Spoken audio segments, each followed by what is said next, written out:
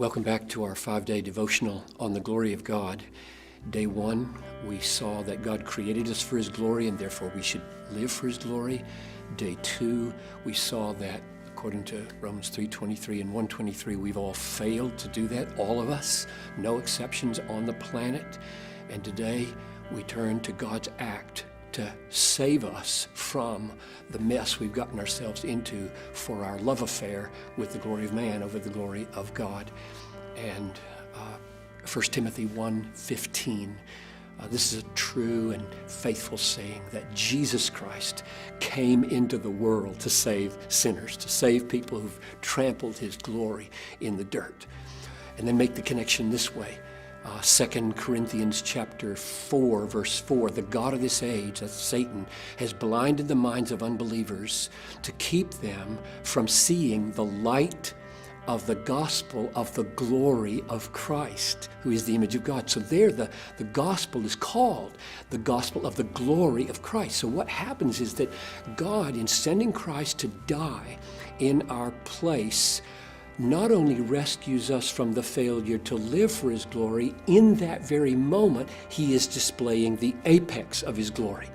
The most glorious thing God has ever done or ever will do is love us by sending His Son to vindicate His glory and rescue us from the failure to live for His glory.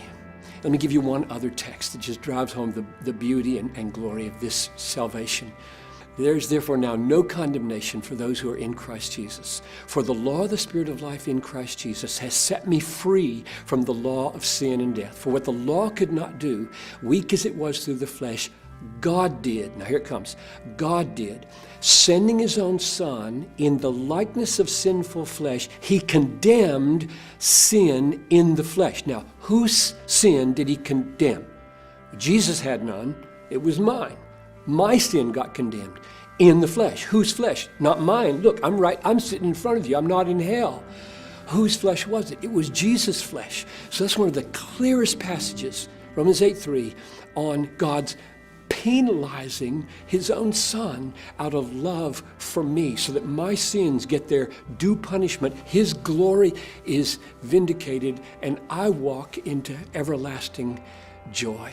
So contemplate today the freedom that God offers you through forgiveness and through justification and through substituting His Son for you so that all your failures to live for the glory of God can be and are, through faith, forgiven.